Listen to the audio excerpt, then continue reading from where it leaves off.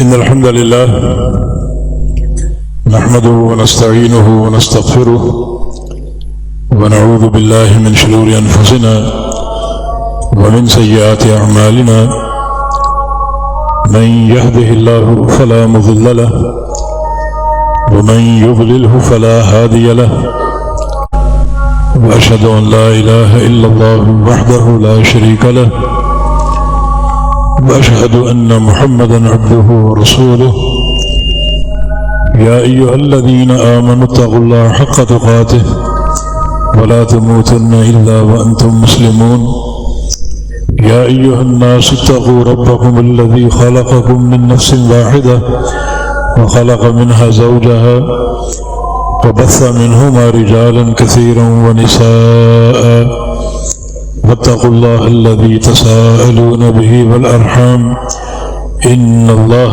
كان عليكم رقيبا يا أيها الذين آمنوا اتقوا الله وقولوا قولا سديدا يصلح لكم أعمالكم ويغفر لكم ذنوبكم ومن يطع الله ورسوله فقد فاز فوزا عظيما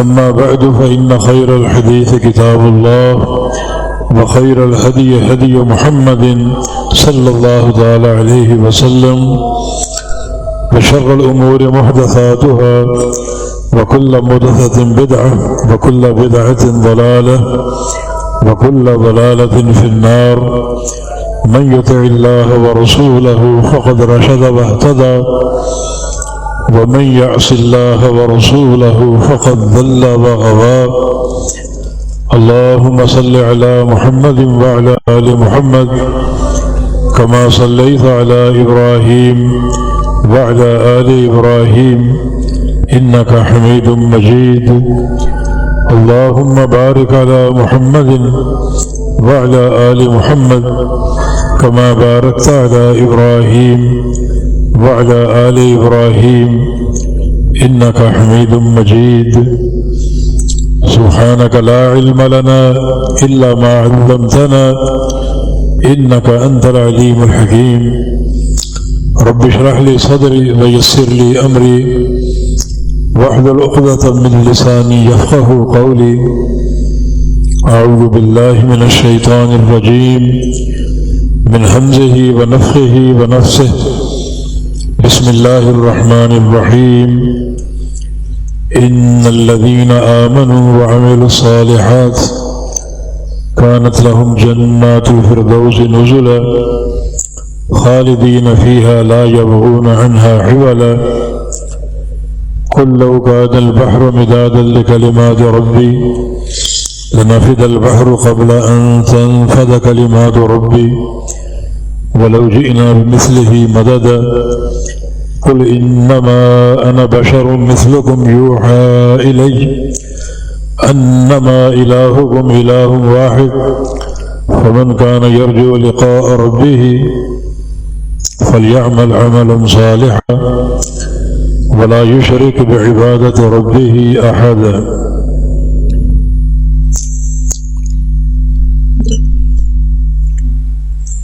ایک حدیث بیان کی گئی تھی جس کی راوی سیدہ عائشہ صدیقہ ام المومنین رضی اللہ تعالی عنہا ہیں کہ ان اللہ یحب اذا عمل احدکم عملا ان یتقنہ، اللہ تعالیٰ محبت کرتا ہے کہ کوئی بندہ جب عمل کرے کوئی بھی عمل تو اس میں اتقان پیدا کرے۔ اتقان میں حسن، خوبصورتی، مضبوطی، یہ سارے معنی ہیں۔ اور عمل کا اتقان ذاتی پسند کے ساتھ نہیں ہے۔ لیس بامانیکم ولا امانی اہل الکتاب، اپنی خواہش کے مطابق عمل کر کے تم جنت میں جا ہی نہیں سکتے۔ تو عمل کا اتقان جو ہے کچھ بنیادی قواعد اس کے لیے، اور ایک مرکزی قاعدہ عمل کی اساس عقیدہ توحید ہو۔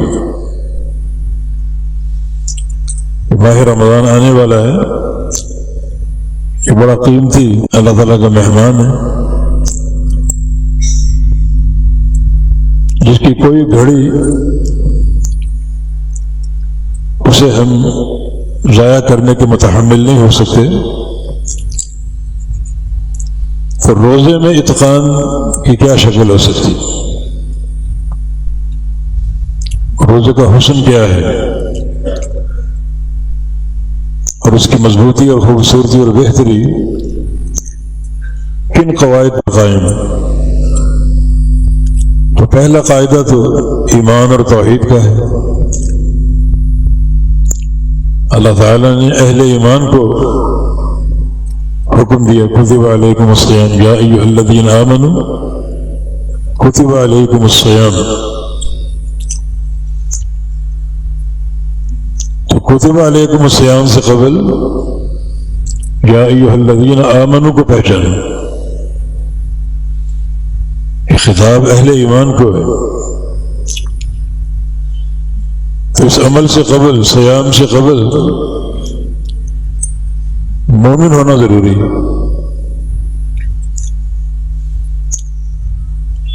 اور ایمان کی جو پہلی بنیاد ہے وہ ایمان باللہ ہے۔ اس کی تفسیر منقول نبی علیہ السلام سے، الایمان ان تؤمن باللہ وملائکتہ وکتبہ ورسلہ والیوم الآخر والقدر خیرہ وشرہ۔ پہلی اسٹیج ایمان باللہ کی، اور ایمان باللہ میں سر فہرست اللہ تعالیٰ کی توحید کا عقیدہ ہے۔ قل هو اللہ احد، کہہ دو کہ وہ اللہ ایک ہے۔ یہ یکتائی اور اس کی وحدانیت یہ ایمان باللہ کی بنیاد ہے۔ اس کا اکیلا ہونا ہر چیز میں، ذات میں، صفات میں، ناموں میں، کاموں میں، ربوبیت میں، الوہیت میں،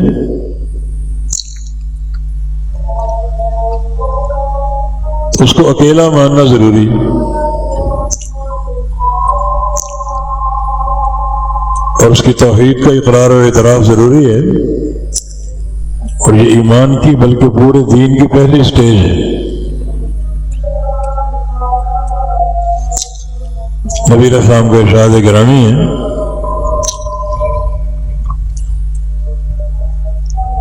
لن تدخلوا الجنۃ حتی تؤمنوا، اور ایک حدیث میں لا يدخل الجنۃ الا نفس مؤمنہ، جنت کا داخلہ مشروط ہے ایمان کے ساتھ، اور نفس مومن ہی جنت میں داخل ہوگا۔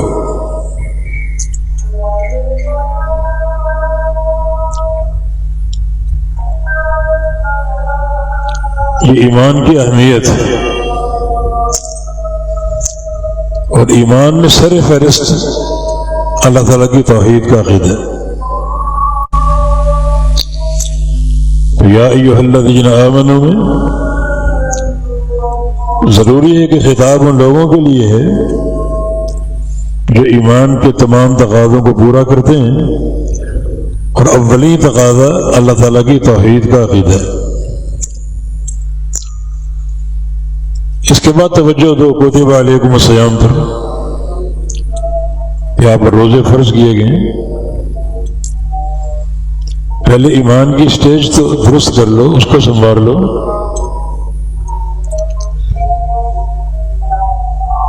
یہ عمل کی صحت کی سب سے اہم بنیاد ہے۔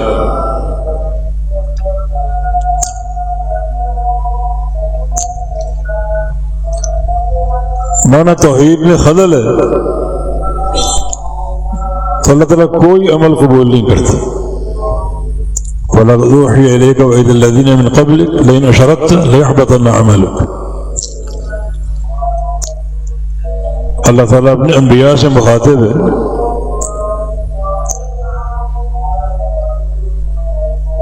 اور یہ بات آخری نبی محمد مصطفیٰ علیہ السلام سے بھی ارشاد فرمائی، اگر آپ نے شرک کر لیا تو آپ کے بھی سارے اعمال باطل، رائیگاں اور برباد ہو جائیں گے۔ ایک مقام پر 18 انبیاء کا ذکر کیا نام لے لے کر، اور آخر میں فرمایا کہ لو اشرکوا لحبط عنہم ما كانوا يعملون، اگر یہ بھی شرک کر بیٹھے تو ان کی بھی ساری نیکیاں برباد کر دوں گا۔ مانا عمل کی صحت جو ہے وہ توحید کی صحت پر ہے۔ اب روزے کی جو سجود ہے، شوق اور ذوق بھی ہے، ماہ صیام کا انتظار بھی ہوتا ہے، استقبال رمضان کے پروگرام بھی ہوتے ہیں، مگر لوگ اپنے عقیدے پر غور نہیں کرتے۔ ایک بیشتر دنیا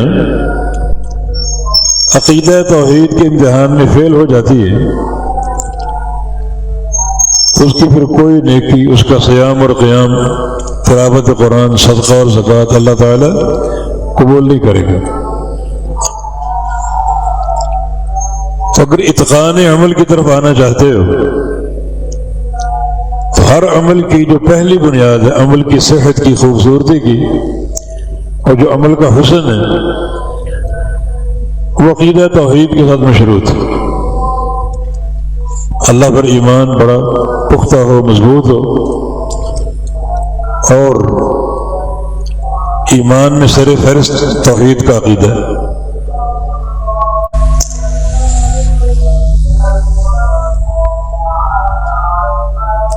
پھر عمل کی خوبصورتی اخلاص عمل کے ساتھ بھی، وہ بھی توحید کی ایک صورت ہے، ایک قسم ہے کہ عمل اللہ کے لیے خالص ہو، اس میں ریاکاری نہ ہو، دکھاوا نہ ہو، کسی غیر کی شراکت نہ ہو۔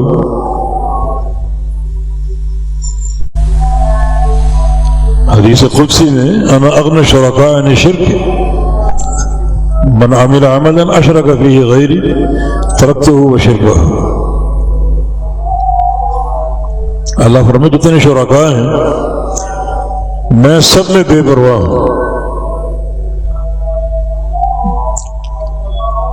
لوگوں نے ہزاروں شرکاء بنا رکھے ہیں جن کے لیے اعمال انجام دیے جاتے ہیں، سب میں بے پرواہ میں ہوں۔ جس بندے نے کوئی عمل کیا اس میں کسی غیر کو شریک کر لیا تو ترکتہ وشرکہ، اس بندے کو بھی چھوڑ دوں گا اور جو حصہ مجھے دے رہا وہ بھی چھوڑ دوں گا۔ عمل میں حصہ داری ہے نا، شراکت داری ہے، اللہ کو بھی دکھا رہا ہے اور فلاں کو بھی دکھا رہا ہے۔ اخلاص تو ختم ہو گیا،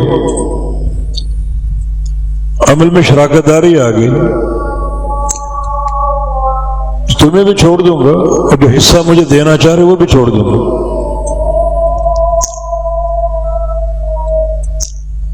نبی علیہ السلام سے ایک سائل نے سوال کیا، سنن نسائی کی حدیث ہے کہ رجل غزا یلتمس الاجر والذکر فما له، ایک بندہ میدان جہاد میں جاتا ہے تو بڑی کٹھن ایک نیکی ہے اور اس کی دو نیتیں، یلتمس الاجر والذکر، اجر بھی چاہتا ہے اللہ تعالی سے، اس کی رضا بھی چاہتا ہے اور اپنی ناموری بھی چاہتا ہے، اپنی شہرت بھی چاہتا ہے، کہ مخلوط اس کی نیت ہے کہ اللہ بھی راضی ہو جائے اور دنیا بھی تعریف اور تحسین کے ڈونگرے برسائے، واہ واہ ہو، ہماری شجاعت پر لوگ نغمے گائیں، چرچا ہو شجاعت کا اور بہادری کا، دونوں اس کی نیتیں۔ فما لہ، اس کو کیا ملے گا؟ کیونکہ کام تو بہت مشکل ہے، بندے کا جانا، لڑنا، مرنا، مارنا، حتیٰ کہ جان کی قربانی پیش کر دینا، کام تو بہت مشکل ہے. اس کو کیا ملے گا؟ جو اللہ تعالیٰ سے اجر کی نیت ہے، اللہ اجر دے دے گا. کتنا مشکل کام بندے نے کیا. فرمایا کہ لا شیء لہ، اس کو کچھ نہیں ملے گا، اس عمل سے اس کو کچھ نہیں ملے. وہی حدیث ترکتہ وشرکہ، تمہیں بھی چھوڑ دوں گا، اس کو بھی چھوڑ دوں گا. اتنا بڑا عمل ہے، مگر اخلاص کا فقدان ہے، عمل برباد ہو گیا. تو صحیح بخاری کی پہلی حدیث ہے، ہجرت جیسا عمل. ہجرت کا مقابلہ ہے کہ بندہ اپنا گھر بار، بعض اوقات تجارتیں، رشتہ دار سب چھوڑ دیتے ہجرت کی خاطر. بڑا قیمتی عمل. والہجرۃ تہدم ما کان قبلھا،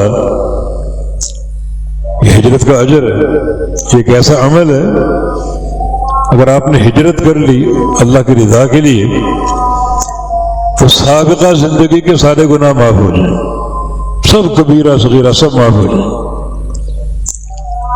آپ ہجرت کر کے نئے وطن میں آ جائیں، نیت اپنے عقیدے کی حفاظت ہو، اسلام کی حفاظت ہو،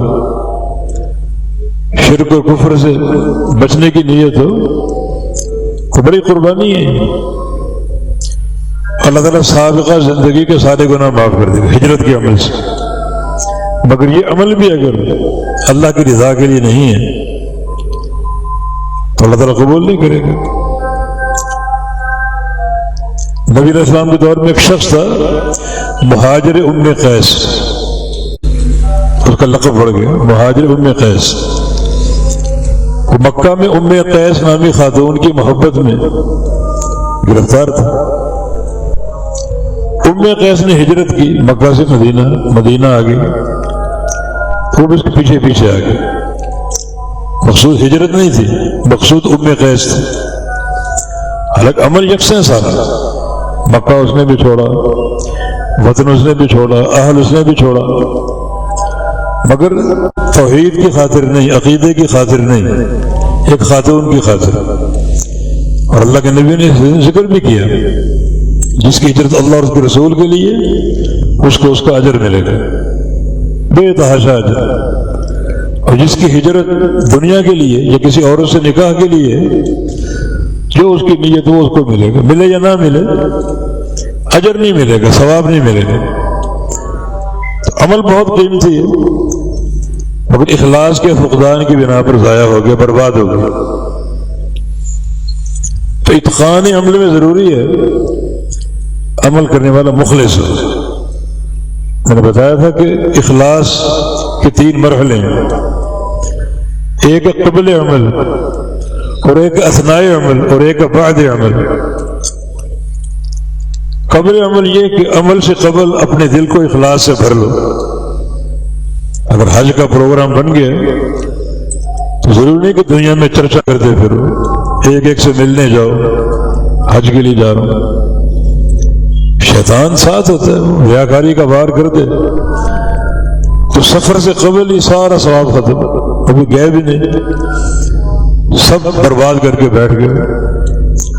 تو قبل عمل اخلاص کی حفاظت ضروری. پھر اثناء عمل، عمل کے دوران بھی اللہ کی رضا کی نیت ہو. اور بعد عمل بھی، عمل سے فارغ ہو کر اس عمل کی چوکیداری کرو زندگی بھر کے لیے. ایسا نہ ہو کہ ریاکاری کی نیت سے لوگوں کو بتا بیٹھو، پھر ایک حج کیا 100 حج برباد ہو جائیں گے. اس قدر یہ ایک گندا حربہ ہے شیطان کا، وہ ہر وقت یہ ریاکاری کا وار آپ پر کرتا رہتا ہے، اور کسی بھی طور کسی بھی وقت پھنسانے میں کامیاب ہو سکتا ہے.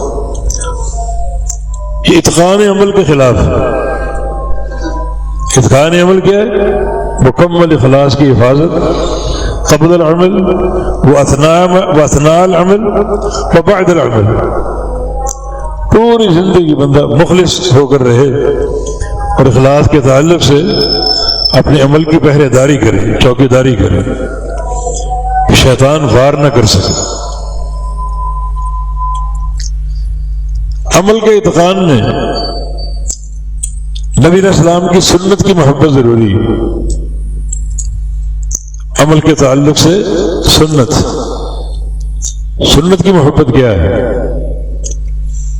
بندے کے دل میں سنت کی محبت سرایت کر جائے، یہ سوچ بیٹھ جائے روزہ کیا کوئی بھی عمل، نماز ہے، حج ہے، عمرہ ہے، جہاد ہے، خلاف سنت نہیں کرنا. ہر عمل میں سنت کی معرفت کا شوق اور حرص ہو، یہ عقیدہ بیٹھ جائے کہ جب تک کوئی عمل سنت سے ثابت نہ ہو نہیں کرنا. اور جب سنت سے ثابت ہو تو ہو بہو نبی علیہ السلام کے طریقے اور آپ کے فرمان کے مطابق کرنا. یہ اتقان عمل کی بہت ہی اہم بنیاد ہے. اسوہ حسنہ رسول اللہ صلی اللہ علیہ وسلم کی ذات گرامی ہے، اور اللہ پاک کا ارشاد بھی اطیعوا اللہ واطیعوا الرسول ولا تبطلوا اعمالکم، اطاعت کرو اللہ کی اور اطاعت کرو رسول اللہ کی صلی اللہ علیہ وسلم، اور اپنے اعمال کو برباد نہ کرو. بالکل صاف نتیجہ ہے، اطاعت کرو گے تو اعمال مقبول بھی اور محفوظ بھی، اطاعت نہیں کرو گے برباد. کوئی عمل قابل قبول نہیں. عمل کی قبولیت اور صحت جو ہے وہ نبی علیہ السلام کی سنت اور آپ کے طریقے کی مطابقت کے ساتھ. یہ اہم شعبہ اتقان عمل کا. جتنی خوبصورتی پیدا کر لو، کیسے؟ ایک تو سنت کی محبت دل میں پوٹ پوٹ کے بھر لو، بڑی شدت کے ساتھ. سنت سے پیار ہو، سنت سے محبت ہو. مزید خوبصورتی لانی ہے تو اسی قوت کے ساتھ بدعت سے نفرت ہو. اگر سنت کی محبت اندر موجود ہے اور بدعت کی طرف بھی جھکاؤ اور میلان ہے تو یہ محبت قابل قبول نہیں. جس قوت سے سنت سے محبت کرتے ہو اسی قوت سے بدعت سے نفرت کرو. نبی علیہ السلام کا جو نفرت کا اظہار تھا، آپ کا معروف خطبہ شر الامور محدثاتها، اظہار نفرت. سب سے بدترین کام بدعت، سب سے بدترین. دنیا میں بڑے بڑے گناہ ہو رہے ہیں، چوریاں، ڈکیتیاں، زنا، شراب نوشی، مگر سب سے بہترین کام بدعت.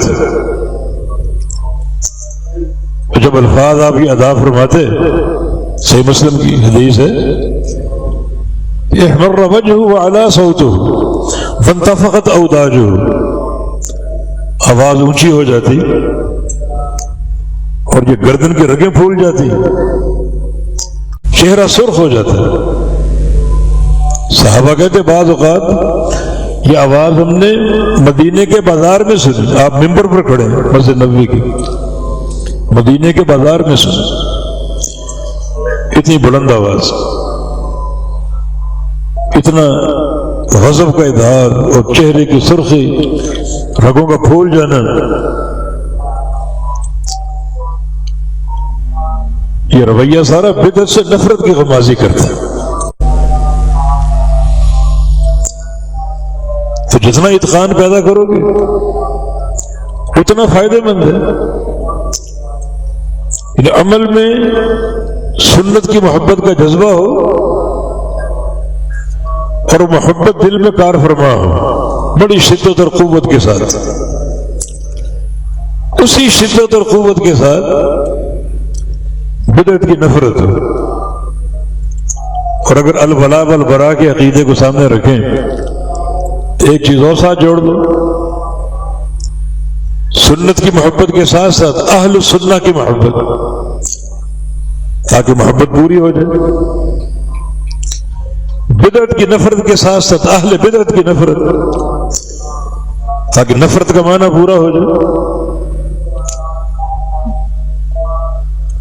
کیونکہ بدعت سے نفرت ہو، اہل بدعت سے محبت ہو، ٹھیک سے تضاد ہوا، تضاد قابل قبول نہیں. بڑا چیخ چلا کر بدعت کے خلاف تقریریں کرتے ہو، مگر بدعتی انسانوں سے بغلگیر ہو رہے، ہاتھوں میں ہاتھ لہرا رہے. صرف سیاسی بھوک ہے، اسمبلی کی کرسی کی بھوک ہے، کسی سیٹ کی طلب ہے. اس سے بڑا فتنہ کیا ہو سکتا ہے؟ یبیع دینہ بعرض من الدنیا. قرب قیامت انسان صبح کو مومن، شام کو کافر، شام کو مومن، صبح کو کافر. کیسے؟ اپنا دین بیچ دے گا، عقیدہ بیچ دے گا دنیا کے معمولی مفاد کی خاطر. کیا بلے رہا ہے؟ یہ تضاد اس کو دین نہیں جانتا، نہیں مانتا. بدعت سے نفرت کا شور ہے اور بدعتی لوگوں سے محبت. یہ تضاد فکری جو ہے، تضاد عملی، بلکہ تضاد اعتقادی، اتقان عمل کے خلاف ہے. اگر عمل میں مضبوطی چاہتے ہو، خوبصورتی چاہتے ہو، اتقان چاہتے ہو، بڑی قوت کے ساتھ اللہ کے پیغمبر کی سنت سے پیار ہو، آپ کے فرامین سے پیار ہو. اور یہ بات بالکل نوٹ کر لے کہ اس سے بڑی نجات دہندہ چیز کوئی نہیں. امام مالک رحمہ اللہ کا قول ہے، سنت رسول اللہ صلی اللہ علیہ وسلم کا سفینۃ نوح، من راکبہا نجا ومن تخلف عنہا ہلک. اللہ کے پیغمبر نوح علیہ السلام، ان کے دور میں انسانوں کی حفاظت کا ایک معیار تھا، اور وہ ہے سفینے میں سوار ہونا، کشتی میں سوار ہونا. کشتی بن چکی ہے، اس میں سوار ہو جاؤ. جو سوار ہوگا وہ نجات پائے گا، چاہے وہ جانور کیوں نہ ہو. جو سوار نہیں ہوگا وہ غرق ہو جائے گا، چاہے نبی کا بیٹا کیوں نہ ہو. ایک معیار ہے. امام مالک فرماتے ہیں کہ ہمارے پاس کوئی سفینہ نہیں ہے، وہ ایک ظاہری معیار اللہ نے دیا، وہ معیار یہاں نہیں ہے، ہمارے پاس نہیں. مگر ہمارے پاس نجات کا معیار اللہ کے پیغمبر کی سنت ہے. جو سنت پر سوار ہو گیا کشتی نوح کی طرح، وہ کامیاب ہے. جو سنت پر سوار نہ ہو سکا وہ غرق ہے، ناکام ہے.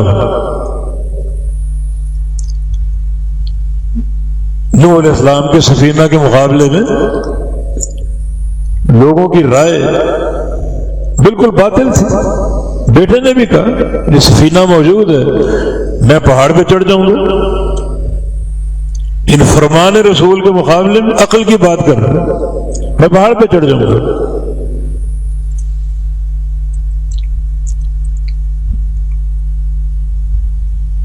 ہر وہ بات جو سنت سے ایک محاذرائی ہوگی وہ بربادی. پھر پہاڑ بھی اس کو نہیں بچا سکا، پانی ہر جگہ پہنچا. تو آج جو معیار ہے نجات کا، دنیا اور کے آخرت کی نجات کا، وہ پیغمبر علیہ السلام کی سنت ہے.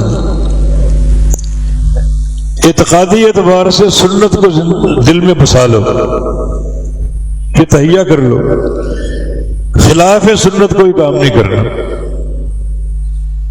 اور سنت پر ایسا عمل پیرا ہونا ہے کہ اول سے آخر تک ہر چیز سنت کے مطابق ہو. کیونکہ جو بھی اعمال ہیں بہت سے اجزاء کا مجموعہ ہوتے ہیں.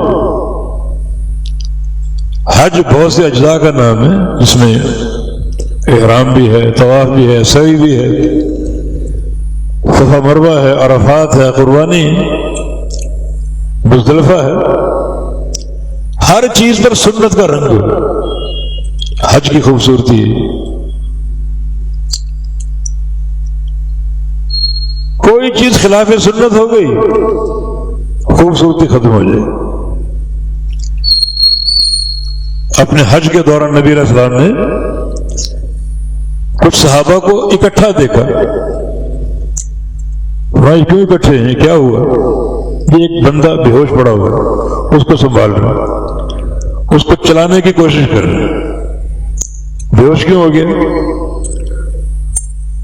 اس نے ایک عزم کیا تھا گھر سے نکلتے ہوئے کہ میں سفر حج کے دوران نہ کھاؤں گا، نہ پیوں گا، نہ سواری پر بیٹھوں گا اور نہ سائے تلے بیٹھوں گا۔ جب بھی کہیں پڑاؤ ڈالا دھوپ میں بیٹھوں گا، تپتے سہارا، شدت کی گرمی، اور چلتے رہنا اور نہ کھانا اور نہ پینا۔ کچھ وقت برداشت کر گیا، بالآخر بے ہوش ہو گیا، گر گیا۔ اس کو اٹھا رہے، اس کو سنبھال رہے۔ نیت کیا تھی؟ کہ کوئی فرقہ پرست بندہ نہیں تھا، کس فرقے کی پیداوار نہیں تھا۔ نیت اللہ کی رضا تھی، اللہ کا خوف اور خشیت تھی کہ مومن کو پاؤں میں کانٹا چبھ جائے گناہ جھڑ جاتے ہیں۔ ایک رات کا بخار سارے گناہوں کا کفارہ بن سکتا ہے۔ یہ تو بڑی شدت کی یہ تکلیف ہوگی، نہ کھانا نہ پینا اور گرمی اور دھوپ برداشت کرنا اور پیدل چلنا پورا مکہ مکرمہ تک، شدت کی تکلیف، کتنا اجر ملے گا؟ عمل بھی ایسا، حج بھی ایسا جس کے قائد محمد الرسول اللہ صلی اللہ علیہ وسلم۔ کوئی ایک حسن تھوڑی ہے، محاسن جمع ہیں۔ کہ ان اللہ تعذیب نفسہ لبری، اس کو کھلاؤ پلاؤ، ہوش میں آئے تو کہہ دینا اس کو کہ جو تم نے ایک عزم کر رکھا ہے نہ کھانے کا، نہ پینے کا، پیدل چلنے کا، اللہ ناراض ہے۔ اللہ کی محبت اور رضا اللہ کے نبی کی سنت کی اتباع میں، ذاتی خواہشات پر نہیں، ذاتی پسند اور ناپسند پر نہیں۔ مروہ فلیأکل ویشرب، حکم دو اس کو کھانا بھی کھائے، پانی بھی پیے، ولیرکب، سواری پر سوار ہو، ولیستظل، اور سائے تلے بیٹھے۔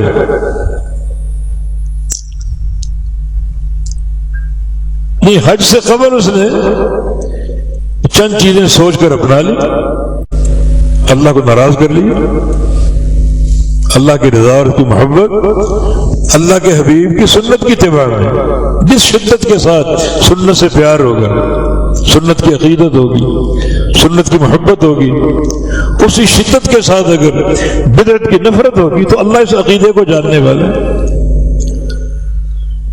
پھر عمل کے بڑے محاسن ہوں گے، بڑی خوبصورتی ہوگی، سنت کا مقابلہ ہے ہی نہیں کوئی۔ عبداللہ بن رواحہ کا قصہ آپ جانتے ہیں، نبی علیہ السلام نے ایک سریہ ترتیب دی، لشکر ایک جہادی، اور کہا کہ فجر پڑھ کے روانہ ہو جانا۔ امیر کون تھے؟ عبداللہ بن رواحہ رضی اللہ عنہ۔ جمعے کا دن تھا، آپ خطبے کے لیے تشریف لائے، جناب عبداللہ سامنے بیٹھے، امیر تھے، اپنی امارت کا فائدہ اٹھایا، لشکر کو روانہ کر دیا اور کہا کہ تم چلو اور میں جمعہ پڑھ کر آؤں گا، میرے پاس سب سے تیز رفتار سواری، میں تم کو پا لوں گا، پکڑ لوں گا تم روانہ ہو جاؤ۔ آپ کی نظر پڑ گئی عبداللہ، یا عبداللہ لماذا لم تغدو معه، لشکر کے ساتھ کیوں نہیں گئے؟ اب اللہ کے نبی کا فرمان کیا ہے؟ فجر پڑھ کے روانہ ہو جاؤ۔ انہوں نے کیا کیا؟ لشکر کو بھیج دیا، خود رک گئے، اور پیغمبر علیہ السلام کے اس فرمان کے مقابلے میں کچھ اچھی باتیں بھی کر دی۔ سوچا جمعہ آپ کے پیچھے پڑھ لوں، بس نبی میں پڑھ لوں، جہاں کی ایک نماز 1000 نماز کے برابر۔ اور جمعہ آپ کا خطبہ سن لوں، کوئی نیا علم حاصل ہو جائے، آپ کی اقتدا ہو جائے. اصل بات ہے کہ مقصدیت فوت نہیں ہوگی. مقصد ہے جلدی پہنچنا. میرے پاس ایسی سواری ہے، سر پر دوڑوں گا، لشکر کو پالوں گا. مقصد بھی فوت نہیں ہوگا. مجھے اضافی یہ کچھ فائدے حاصل ہو جائیں گے. جمعے کا ثواب مل جائے گا، مسجد نبوی کا ثواب مل جائے گا، آپ کا خطبہ سن لوں گا. پھر پتہ نہیں جہاد کے لیے جانا ہے، واپس آپ آئیں یا نہ آپ آئیں، وہیں کوئی شہادت کی موت مل جائے تو آخری جمعہ ہی پڑھ لیں. اپنے محاسن پیش کر رہے ہیں اللہ کے نبی کے فرمان کے مقابلے. رسول اللہ علیہ وسلم نے کیا فرمایا؟ لو انفقت ما فی الارض جميعا ما ادرکت فضل غدوته. عبداللہ کس اجر کی بات کر رہے ہو؟ اگر ساری زمین آپ کو مل جائے اور اللہ کی راہ میں خرچ کر دو تو جو لوگ فجر پڑھ کے روانہ ہو چکے ان کے ثواب کو تم نہیں پا سکتے. پھر جو چیزیں تم پیش کر رہے ہو نا، جمعہ کی نماز جو 1000 نماز کے برابر، اور پھر مسجد نبوی کا جمعہ، اللہ کے نبی کی اقتدا، جمعے کی ادائیگی، یہ سارا ثواب جمع کر لو، سارا ثواب جمع کر لو. اور زمین بھر کے خزانہ، اس کا ثواب بھی جمع کر لو. پوری زمین آپ کو مل جائے، اللہ کی راہ میں خرچ کر دو، وہ ثواب بھی لے آؤ. جو لوگ روانہ ہو چکے، یہ سارے کام کر کے بھی تم ان کے ثواب کو نہیں پہنچ سکتے. اللہ کے نبی کی سنت کا کیا وزن ہے، کیا اس کی اہمیت ہے. زمین بھر سونا بھی خرچ کر دو، ان کے ثواب کو نہیں پہنچ سکتے. بہت بڑا عمل ہے. تو سنت کی اہمیت کم نہیں، اور نہ کم کرنے کی کوشش کرو. ہم سنت کی اہمیت کو بعض اوقات بالکل کھو دیتے ہیں، اہمیت نہیں سمجھتے. ہمیں اس تفریق کا حق نہیں. جو چیز ثابت ہے نبی علیہ السلام سے اس کو اپنانے کی کوشش کرو، عذر کے بغیر نہیں.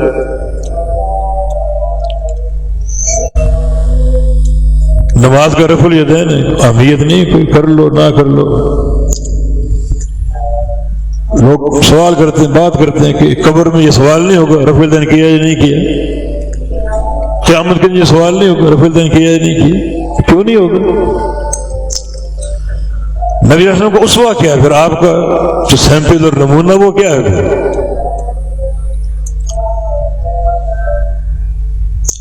ہر عمل میں آپ کی اقتداء ضروری. بعض کا سنت بھاری پڑ جاتی ہے. مثلا مسواک کرنا سنت ہے، نماز تیار ہے، درخت پہ چڑھنا، مسواک توڑنا انسان مشکل سمجھتا ہے، چلو چھوڑ دیا سنت. اس سنت کو چھوڑنے میں کیا رکاوٹ ہے؟ کوئی پیسہ خرچ ہو رہا ہے، کوئی قوت خرچ ہو رہی ہے. اور یہ بات معلوم ہے کہ نبی علیہ السلام نے ایک نماز بھی رفع دینے کے بغیر نہیں پڑھی، ایک نماز بھی. بالکل طے شدہ اور ثابت. تو اس میں کیا کوئی زور صرف ہو رہا ہے، کوئی پیسہ خرچ ہو رہا ہے، کوئی وقت آپ کا صرف ہو رہا ہے؟ کچھ نہیں، نہ پیسہ نہ وقت نہ زور، کچھ نہیں. ویسے نبی علیہ السلام کی حدیث ہے کہ ہر جو رفع اور خفض ہے اس پر انسان کو اجر مل گا، نیکی ملے گی. اس نیکی کی مقدار کا تعین نہیں، اجر سے محرومی بھی. تھوڑا سا بلند آواز سے آمین کہہ دینا، اتنا بلند کہ آپ کا ساتھی سن لے. جہر کی ہلکی تعریف یہی ہے، اتنی بلند آواز سے آمین کہہ دو کہ آپ کا ساتھ والا سن لے، یہ جہر ہو جائے گا.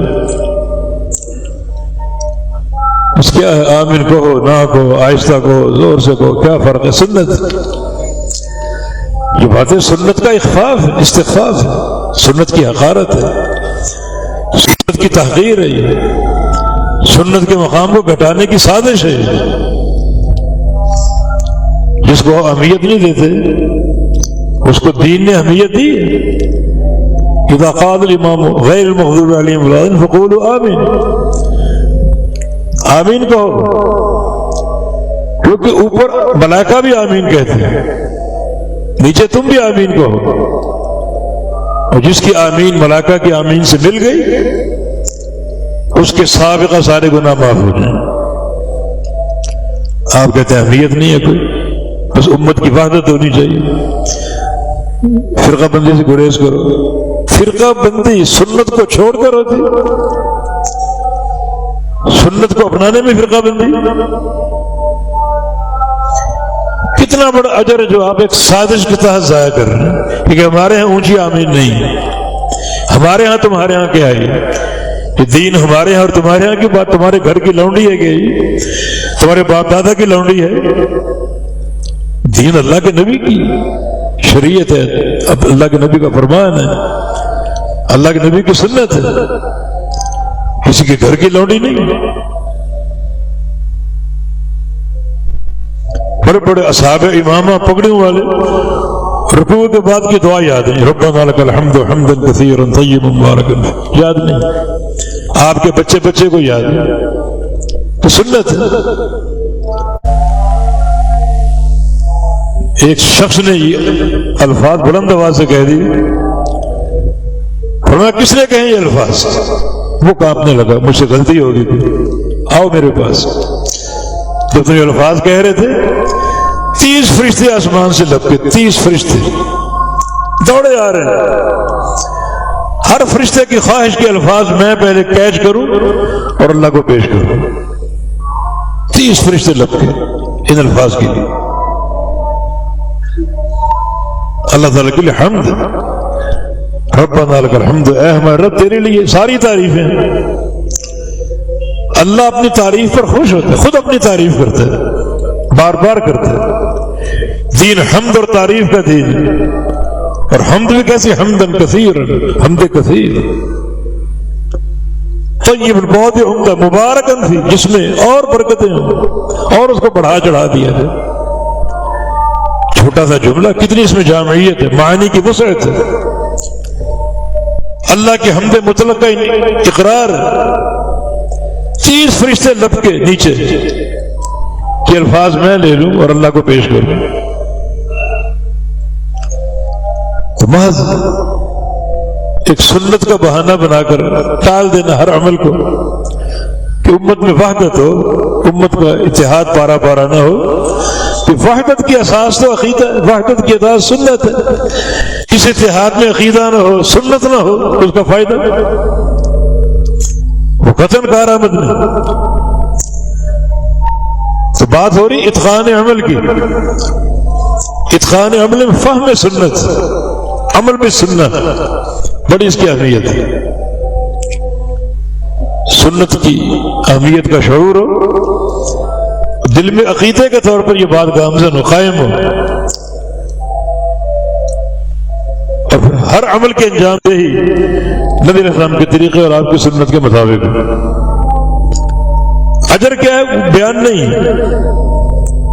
مگر یہ حدیث عبداللہ بن رواحہ والی، میرے ایک جملے پر عمل کر کے جو روانہ ہو چکے، تم نے بہت سے ثواب جمع کر رکھے ہیں، جمعے کا، مسجد نبوی کے جمعے کا، اور بہت سے محاسن جمع کر رکھے ہیں، اور پھر ساری زمین تم کو مل جائے، اللہ کی راہ میں خرچ کر دو، وہ ثواب بھی لے آؤ، ان کے ثواب کو نہیں پہنچ سکتے جو روانہ ہو چکے میری ایک بات پر عمل کر کے، ایک جملے کو اپنا کر۔ تو سنت کا مقام کم نہیں ہے، کسی بھی عمل میں سنت کی تحقیر نہ کرو اور سنت کے مطابق اپنانے کی کوشش کرو، خوبصورتی کے ساتھ، حسن کے ساتھ، اتقان اور مضبوطی کے ساتھ۔ چھوٹے چھوٹے اعمال ہیں سنت، اجر بے تحاشا ہے۔ جو بندہ نماز کے بعد 33 بار سبحان اللہ کہہ لے، 33 بار الحمدللہ کہہ لے، 33 بار اللہ اکبر کہہ لے، یہ 99 ہو گیا 99. پھر 100 کا فگر پورا کرنے کے لیے ایک بار یہ کہہ دے لا الہ الا اللہ وحدہ لا شریک لہ لہ الملک ولہ الحمد وہو علی کل شیء قدیر. ٹائم دیکھ کر لیں کوئی 1 منٹ 1.5 منٹ کا یہ عمل. اور اگر حسن کے ساتھ کہو تو 2 منٹ لگ سکتے. ہم کیسے پڑھتے ہیں؟ کمپیوٹر چل رہا ہے. اجر پر تو غور کرو. حطت عنہ خطایاہ ولو کانت مثل زبد البحر. اس عمل پر اس کے سارے گناہ جھاڑ دیے جائیں گے، معاف کرے جائیں گے، چاہے ان گناہوں کا وزن زمین پر موجود پانی کے برابر کیوں نہ ہو. زمین 2 حصے پانی 1 حصہ خشکی، سارا پانی جمع کر لو، سمندروں کا، نہروں کا، دریاؤں کا، سارا جمع کر لو اور اس کو تولو. کیا وزن بنے گا؟ اتنے وزن کے گناہ ہو، اللہ اس عمل سے وہ گناہ معاف کر دے گا. اب یہ اجر ہمارے سامنے ہے، عمل ہمارے سامنے ہے. ہم متحمل ہو سکتے ہیں کہ جلد بازی میں اس کے ثواب کو کھو دیں. کچھ لوگ سلام پھیرتے اٹھ کھڑے ہوتے، بیٹھو یہ اذکار کرو. اگر باوضو اذکار کر رہے ہو یہ اجر تو ہے ہی ہے. فرشتے کی دعائیں آپ کے ساتھ ہیں، فرشتے دعا کر اللہم اغفر لہ اللہم ارحمہ. جب تک بیٹھ کر وہ ذکر کر رہے ہو باوضو ہو کر یا اللہ اس کو بخش دے، یا اللہ اس پر رحم کر. یہ سارے امور سنت اجر کی طرف بڑھا. رکعت الفجر خیر من الدنیا وما فیہا. فجر کی 2 سنت ہیں، پوری دنیا سے بہتر ہے، وما فیہا سے بہتر ہے. دنیا اور دنیا میں جو کچھ دولتیں ثروتیں سب سے بہتر فجر کی 2 سنت ہیں. ان کا اہتمام کرو، سنت کے مطابق ادا کرو. کچھ لوگ بربادی کے چکر میں، اپنے مذہب کے چکر میں سب برباد کر بیٹھتے. کئی بار واقعہ بتایا حرم کا، جماعت فجر کی ہو رہی ہے اور امام تشہد میں، آخری تشہد فجر میں تشہد ایک ہی آخری سلام پھیرنے والے، نظر تھوڑا سا کام کرتی دائیں بائیں کیا ہو رہا ہے. ایک شخص آیا جس کو تعلیم یہ دی گئی کہ فجر کی سنتیں فرضوں سے قبل ہے، بعد میں نہیں پڑھنی. ہم تشہد میں، اس نے سنتیں شروع کی اور سلام پھرنے سے قبل 2 سنتیں پڑھ کر جماعت میں شامل ہو گئی. کیا پڑھا اس نے، کیا کیا اس نے؟ جو عمل دنیا و مافیا سے بہتر ہے، پوری دنیا سے قیمتی. صرف مذہب کے چکر میں، ایک مصنوعی آڑ میں یہ سلوک اس کے ساتھ تیا پانچا کر کے رکھ دیا. نہ رکوع نہ سجود، جلدی سلام پھر کے فرض میں شامل ہو گیا اور وہ جماعت مل گئی اس کو. نبی علیہ السلام نے بعد میں پڑھنے کی تعلیم دی ہے، تو آپ کو اختیار ہے. فرضوں کے بعد پڑھ لو، فوراً یہ سورج طلوع ہونے کے بعد پڑھ لو. لیکن جو سلوک آپ نے کیا وہ سلوک تو قابل برداشت نہیں، ناقابل قبول. تو اللہ تعالیٰ اتقان عمل کی توفیق دے ان بنیادوں کے ساتھ. مرکزی بنیاد عقیدہ توحید ہے. یہ سارے خطاب اہل ایمان کو، نماز پڑھو، روزے رکھو، حج کرو، عمرے کرو، لیکن سب سے قبل مومن ہونا ضروری ہے. مومن ہونے کے لیے ایمان باللہ، اور ایمان باللہ میں سر فہرست عقیدہ توحید ہے. توحید میں خلل ہے، مزاروں کے قصد ہیں، قبروں کے طواف ہیں، دیے جلانا ہے، چادریں چڑھانا ہے. نہ روزہ قبول، نہ نماز قبول، نہ حج قبول، کوئی نیکی قابل قبول. ساتھ اخلاص کی زینت ہو، اتباع سنت کا نور ہو، تو اللہ تعالیٰ عمل قبول بھی کرے گا، بے تحاشا اس کی حفاظت بھی کرے گا اور اس کا بے پناہ اجر عطا فرمائے گا جس کا ہم تصور نہیں کر سکتے. بالتوفیق بید اللہ تعالیٰ. اللہ تعالیٰ ہمیں اتقان عمل کی توفیق دے اور عقیدے کی معرفت عطا فرما دے، سنت کی محبت عطا فرما دے، اخلاص کی دولت سے مالا مال فرما دے. اقول قولی ھذا واستغفر اللہ لی ولکم واخر دعوانا ان الحمد للہ رب العالمین.